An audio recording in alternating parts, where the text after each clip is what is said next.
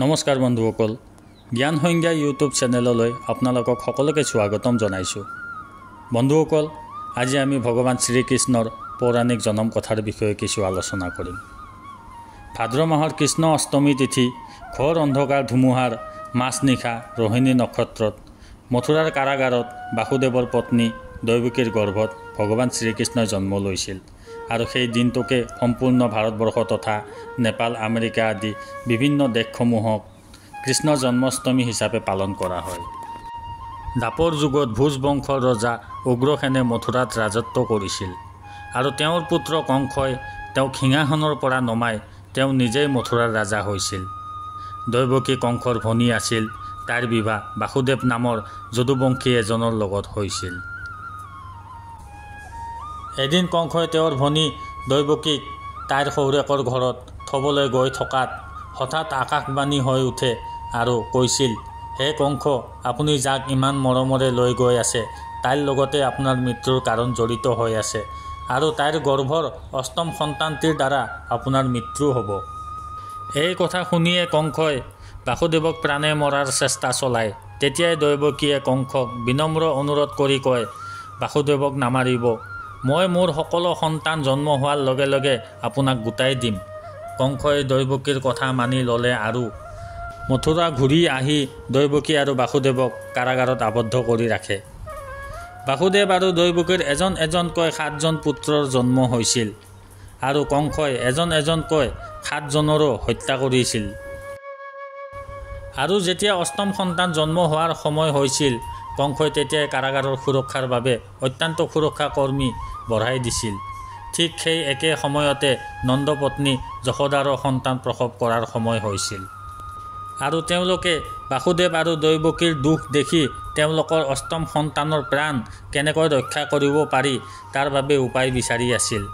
আৰু যিটো সময়ত দৈৱকীৰ সন্তানৰ জন্ম হৈছিল, ঠিক সেই সময়তে নন্দপত্নী যশোদাৰো গৰ্ভৰ পৰা এজনী কন্যা সন্তানৰ জন্ম হৈছিল, যাক কেৱল মায়া বুলিয়ে জনা গৈছিল।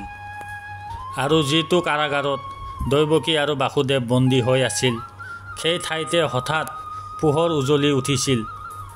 শংখ, চক্ৰ, গদা, পদুম ধাৰণ কৰি চতুৰ্ভুজ ৰূপত ভগৱান প্ৰকট হৈছিল আৰু দুয়োজনে ভগৱানৰ চৰণত পৰি প্ৰণাম জনাইছিল। তেতিয়াই ভগৱানে কৈছিল, এতিয়া মই পূৰ্ণ ৰূপত নৱজাত শিশুৰ ৰূপ ধাৰণ কৰিম আৰু আপুনি মোক এতিয়াই আপোনাৰ মিত্ৰ নন্দৰ ঘৰত বৃন্দাবনত থৈ আহক আৰু তেওঁৰ ঘৰত যিজনী কন্যাৰ জন্ম হৈছে তাইক আনি কংসক গোটাই দিয়ক। যেতিয়াই বাসুদেৱে শিশুটিক কোলাত তুলি লয়, তেনেতেই বাসুদেৱে সকলো বন্ধনৰ পৰা মুক্ত হৈ যায়। কাৰাগাৰৰ সকলো পহৰাদাৰ শুই পৰে আৰু এটা এটাকৈ সকলো দুৱাৰ খুলি যায়।